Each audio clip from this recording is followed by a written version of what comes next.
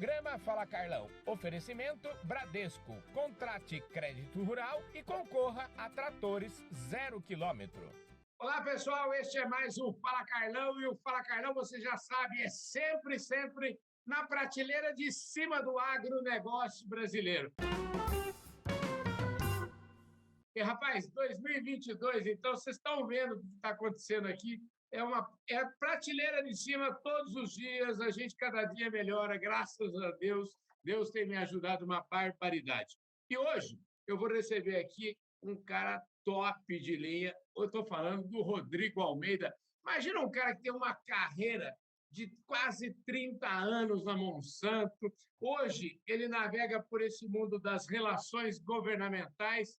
E, olha, ele foi, como sempre aqui no Fala Carlão, o povo é sempre muito bem indicado aqui. Então, olha, indicação da Gabi. Gabi, obrigado por essa indicação. O homem está aqui, viu? Então, ô Rodrigo, só me resta, depois dessa apresentação, agradecer muito o seu tempo, a sua disposição de falar conosco aqui, viu? Oi, eu que agradeço, Carlão, pela oportunidade, agradeço a Gabi pela indicação, que é uma pessoa muito querida para mim já de muitos e muitos anos, então agradeço bastante, é um prazer estar aqui com você. Eu já assisti várias entrevistas do Fala Carlão, do Pelicero, assisti outro dia, a da própria Gabi também, então, olha, você está de parabéns, viu? Antes da gente falar que você já tem essa história toda aí nesse mundo corporativo, eu queria que você falasse um pouquinho lá no começo mesmo. Eu gosto muito de valorizar as raízes, eu quero saber onde é que o cara foi criança, se apanhava com vara de marmelo, como é que era, como é que foi, a mãe era rigorosa, me conta essa história aí, fala aí. Se tem uma coisa que eu não tenho, é trauma de infância, viu? Minha mãe puxava a orelha mesmo, dava uma cintada de vez em quando, e eu não me arrependo, não, das cintadas que eu levei, porque no mínimo, eu merecia, né, essas cintadas, né? Mas eu sou de Araraquara, nasci lá na Morada do Sol, com muito orgulho. Até hoje frequento a cidade, tenho primos, tios, tias lá, que já se foram, mas eu sempre, quando eu vou ao cemitério São Bento, aquelas coisas de interior mesmo, né? E eu vim para São Paulo, fiz a minha carreira praticamente toda na Monsanto, né, com 20 e poucos anos, já recém-formado, eu fiz economia, depois eu fiz marketing, e eu entrei na Monsanto, Carlão, no tempo que a Monsanto tinha uma área química ainda. Depois houve uma cisão e ela cindiu a área química e seguiu com a área agrícola, né? Mas eu entrei na Monsanto em 84 como vendedor na área de plásticos. Aí eu fiquei um tempo nessa área, fui para a área de produtos químicos para borracha, como supervisor de produto, fui gerente de crédito e cobrança da área corporativa, e naquele tempo eu acumulei uma função de gerente de controle de preço, numa época que tinha controle de preço no Brasil.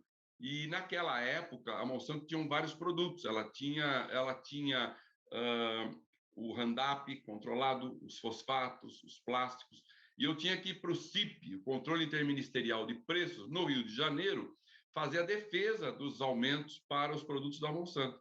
E aí, por essa experiência com relações governamentais, quando a Monsanto, mais ou menos em 93, decidiu trazer a biotecnologia agrícola para o Brasil, me convidaram para fazer parte do time para formar, implementar o marco regulatório da biotecnologia agrícola no Brasil, que até aquele momento não existia. Não tínhamos lei de biossegurança, não tínhamos lei de patentes, não tínhamos lei de cultivares. Então, todo esse tripé regulatório não existia no Brasil. E a Monsanto queria trazer essas tecnologias de uma forma correta, né, de acordo com a lei. Então, aí começou a nossa saga do novo marco regulatório da biotecnologia, que é mais conhecida como transgênicos, né? Rodrigo, essa sua lembrança aí me faz assim, me traz uma reflexão, né? Muitas vezes eu vejo pessoas às vezes meio desanimadas com o Brasil, enfim, meio, né, cabisbaixo. E quando você traz uma informação desse tipo, né, o que está por trás disso é um negócio impressionante, né? A gente fala em controle interministerial de preços, quer dizer, é um negócio Como é que era naquela época? Vocês, era assim, hoje dá a impressão, a gente fala assim, vocês levavam a sério isso? Como é que era aquela história? Incrível, Carlão. As empresas, para aumentar um preço de um produto, tinha que ter um telex, que muita gente aqui não sabe o que é, um telex do CIP, autorizando aquele aumento de preço. E com esse telex do CIP, você podia apresentar para o seu cliente e mostrar para ele, olha, o meu preço é esse, autorizado pelo CIP. Isso ocorria. Tanto que quando hoje eu vejo, né, na Argentina, né, o presidente Fernandes implementando o controle de preço em alguns itens da economia argentina, todo mundo sabe que não vai funcionar, porque é uma coisa que ele se retroalimenta, né? E isso não controla a inflação de jeito nenhum. Nós só fomos controlar a inflação com o plano real do plano de estabilização econômica. Mas até então, todas as tentativas de controlar preço por intermédio do CIP, acabaram dando em nada. Realmente, você tem razão. A gente tem que ser mais otimista, né? O Brasil já foi bem pior do que é. Pois é. E o que queria saber também é o seguinte: quando você trabalhou uma parte significativa aí da sua carreira na Monsanto, uma parte na área química, quando você passou para o outro lado, que aprendizado desse lado da indústria química que você levou para a agricultura? Olha, a área química, ela, naquele momento, né, não hoje, né, naquele Uhum, momento a Monsanto ainda tinha um market share muito alto do Roundup, né, do glifosato. Né? uhum, Ela era a única fabricante, depois que vieram outros concorrentes. Então, uhum, uma coisa que já tinha na química, que era muito forte, era a competição. Né? Então, os produtos da área química, os plásticos, os produtos químicos para borracha, os fosfatos, etc., eles tinham muito mais concorrência. Então, eu acho que a área agrícola, depois que entraram outros concorrentes para competir com o glifosato, esse foi um aprendizado interessante, que a área química já tinha mais competição, né, vamos dizer assim, que a Monsanto não enfrentava no início da carreira do Roundup no Brasil. Né? O início da carreira do Roundup no Brasil foi uma carreira muito vitoriosa, mas também muito decorrente de que era um produto, a Monsanto era a única fabricante por um bom período de tempo, né? Depois entraram os concorrentes. Então, essa experiência foi boa no meu caso. Eu gosto de concorrente. Concorrente faz eu levantar cedo todo dia, faz eu pular da cama, né? Faz eu acreditar que é possível melhorar, faz eu estudar. Como é que é para você essa história? Não, eu também acho, tenho certeza que a concorrência melhora, principalmente o atendimento, né? Eu diria que você ter, né, quando você descobre a molécula e tem a primazia da patente, que é um período, né, que você goza por 20 anos daquele privilégio de ser o único no mercado, por mérito, né, que eu sempre Uhum, falo, eu acho que você tem, óbvio, que você tem que aproveitar esse momento, né, sim. fazer o seu caixa para investir em mais tecnologia e ter essa primazia o tempo todo. Tanto que a Monsanto, logo na sequência, ela trouxe os produtos da biotecnologia, né? Que são as sementes biotecnologicamente melhoradas. A Monsanto foi uma escola para mim e para muitos executivos que passaram por lá, como uma empresa inovadora. Né? Eu realmente tiro o chapéu para a capacidade de inovar que a Monsanto sempre teve. Aí, voltando um pouquinho para você, para essa sua trajetória profissional, como é que foram aí os anos de agricultura? Como é que a questão de relações governamentais, se como é que isso se encontrou com a sua carreira? Então, eu sempre costumo dizer que a sorte é a confluência da oportunidade com a inteligência. Aham, Então, e é isso mesmo, você tem que estar preparado, aí quando passa a sorte, você está pronto. Quando eu cheguei no time que ia trabalhar na implementação de todo o marco regulatório da biotecnologia agrícola, uhum, nós começamos primeiro.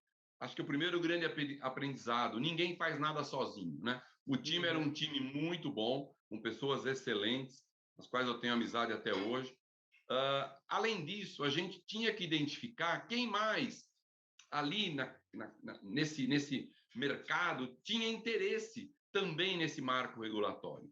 Então, a gente identificou, obviamente, outras empresas e identificamos outras entidades que tinham interesse. E naquele momento, a gente tinha a Embrapa, com bastante interesse na biotecnologia agrícola, e a Fiocruz, que é a Fundação Oswaldo Cruz, que tinha muito interesse na biotecnologia humana, né? Porque a Fiocruz já produzia vacinas, já produzia alguns hormônios de crescimento, algumas coisas nessa linha de DNA recombinante. Então, a gente identificou esses dois grandes stakeholders para nos ajudar a construir esse marco regulatório da biotecnologia agrícola. Aí nós fomos para dentro do Congresso Nacional e identificamos que já tinha uma lei de biossegurança lá dentro, de autoria do falecido senador na época, Marco Maciel. Era uma lei muito interessante, já tinha realmente um desenho que nos atendia, mas só que ela tinha um problema lá nos idos de 93. Ela tinha a biotecnologia, a pesquisa com células-tronco ali dentro. E quando a gente começou a trabalhar com esse primeiro projeto de lei da biotecnologia, e tinha células-tronco, esse projeto, nós passamos ele na Câmara, e ele ficou morto no Senado, ele não andava. E quando a gente foi conversar com o presidente do Senado, na época, senador Humberto Lucena, também já falecido, ele falou, olha, esse projeto não vai andar porque vocês querem mexer aqui com as células humanas, etc, etc. Esse primeiro projeto tinha realmente já pesquisa com célula-tronco, só que ele não concordava, porque a igreja não concordava e tinha pedido para ele não andar com esse projeto.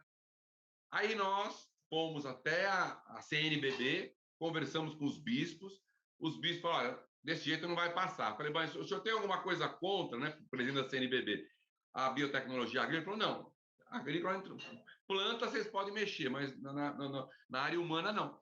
Aí nós trabalhamos para tirar a parte de células-tronco daquele projeto inicial, e a primeira lei de biossegurança, que foi aprovada em janeiro de 95, foi a primeira lei sancionada pelo FHC, continha apenas a parte agrícola, não tinha a parte humana na lei. Foi a Lei 8.974/95, que foi a lei que vigorou até 2005, quando veio o Lula, né, e mudou a lei e fez uma nova lei, porque naquela época o PT, a ministra Marina Silva, faziam uma oposição muito forte aos transgênicos. E é engraçado isso, porque... e aí, quando o Lula tomou posse, caiu no colo dele um grande plantio de soja ilegal no Rio Grande do Sul, né, que começou com a importação ilegal, né, de sementes da Argentina, a famosa soja Maradona. Por que chamava Maradona? Ela era mais baixinha e mais atarracada, vamos dizer assim. E já era uma soja tolerante a glifosato. E isso revolucionou a agricultura no Rio Grande do Sul, Carlão. Se você pega as taxas de produtividade no Rio Grande do Sul de soja, lá atrás, começo dos anos 90, e compara com hoje, é o dobro ou mais. Então, ele revolucionou. E o controle do mato ficou muito mais fácil. Então, essa discussão entre quem era favorável e quem era contrário começou desde a primeira lei. A segunda lei de biossegurança, em 2005, já contemplou células-tronco. E depois o próprio Supremo confirmou essa necessidade, em função, obviamente, do avanço tecnológico. E hoje a nova lei, que é a Lei 11.105/2005, essa lei de biossegurança, ela contempla, além da área agrícola, a pesquisa com células-tronco e na área humana também. Ó, o negócio é o seguinte, essa conversa nossa aqui está tão gostosa que eu vou fazer o seguinte, eu vou pedir licença para vocês aí que estão nos assistindo, tá certo? E vou dizer para vocês o seguinte, vocês aguentam a mão aí, nós vamos terminar essa conversa aqui só amanhã. Obrigado pela sua presença hoje aqui, viu? Eu que agradeço, estou à disposição para a gente amanhã continuar esse bate-papo. Eu vejo todos vocês amanhã, na segunda parte da nossa conversa aqui com o Rodrigo Almeida. Um forte abraço, tchau!